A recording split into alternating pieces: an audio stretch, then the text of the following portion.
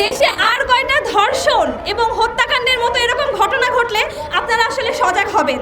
শিশুরা এই পৃথিবীর সবচেয়ে সুন্দর সৃষ্টি। তারা ফুলের মতো পবিত্র ও নিষ্পাপ। যেখানে একটা শিশুকে দেখে আমাদের আনন্দিত হওয়ার কথা, উৎফুল্লিত হওয়ার কথা, মমতা ভরে তাদেরকে আদর দেওয়ার কথা, সেখানে তারা হয়ে উঠেছে আমাদের সমাজে লালসার বস্তু। আমরা যদি দেখি তনু থেকে আসিয়া, এরপর রামিসা এবং নাম জানা বা না জানা এমন অনেকেই আছে, এই সংখ্যাটা আসলে অনেক বড়, যারা ধর্ষণ এবং হত্যাকাণ্ডের শিকার হয়েছে।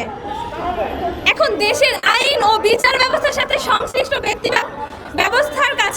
ব্যক্তিদের কাছে আমার প্রশ্ন হচ্ছে, দেশে আর কয়টা ধর্ষণ এবং হত্যাকাণ্ডের মতো এরকম ঘটনা ঘটলে আপনারা আসলে সজাগ হবেন?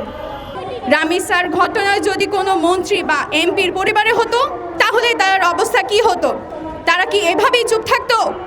জুলাই আন্দোলনের পরবর্তী অবস্থায় এমন বৈষম্য, নির্যাতন, অবিচার আমাদের প্রত্যাশা নয়।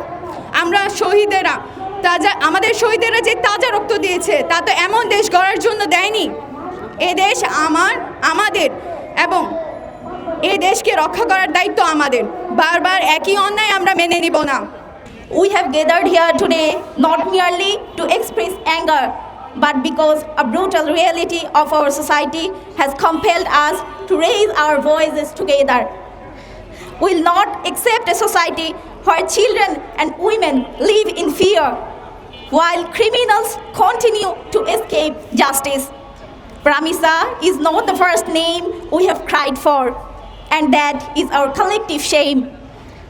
We still remember Tonu, Ira, Asia, Amina, Tahira, lives taken brutally, but voices are silenced, justice is denied. Their unfinished cries still haunt this nation. How many more names must we carry before our country wakes up?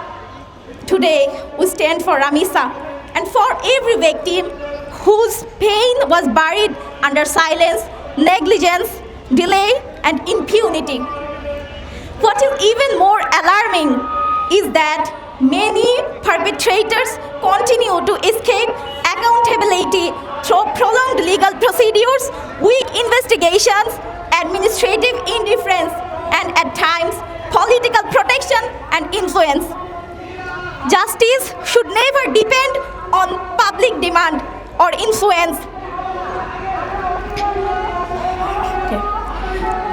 Justice should never depend on public outrage or viral attention.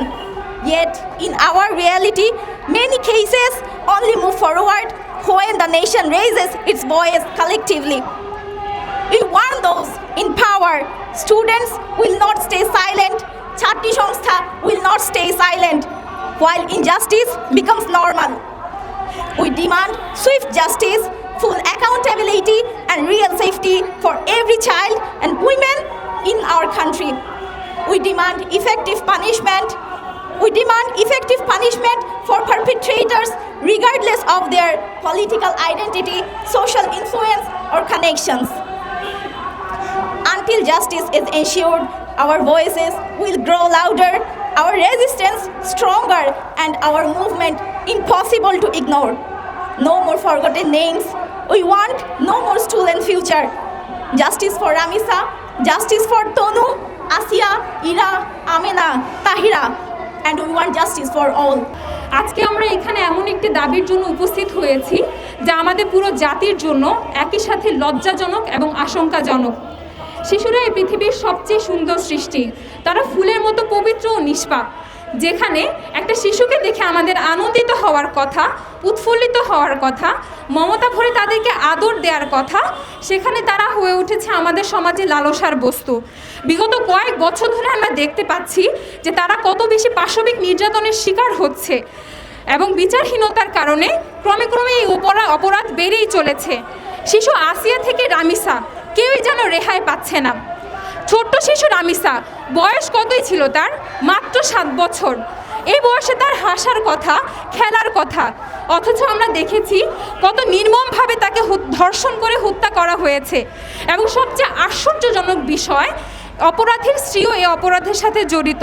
এমন মানসিক বিকারগ্রস্ত সমাজ আমরা চাই না। রাষ্ট্র যদি এই নির্মম হত্যাকাণ্ডের বিচার করতে না পারে, তবে ক্রমে আমাদের সমাজ হয়ে উঠবে আরও বেশি ভয়াবহ।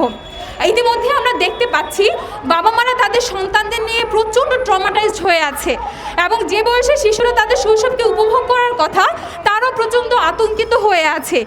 বাবা, তাদের আত্মীয়রা এবং প্রতিবেশীর কাছেও তারা নিরাপদ না। এরকম জাহিলাদের সমাজ তো আমরা চাই না। রাষ্ট্রকে অতি দ্রুতই এই হত্যাকাণ্ডের বিচার করতে হবে, অপরাধীর ফাঁসি নিশ্চিত করে দৃষ্টান্ত উপস্থাপন করতে হবে, যেন আর কেউ ভবিষ্যতে এমন জঘন্য হত্যাকাণ্ডের সুযোগ না পায়। মহান আল্লাহ আমাদের উপর রহম করুন।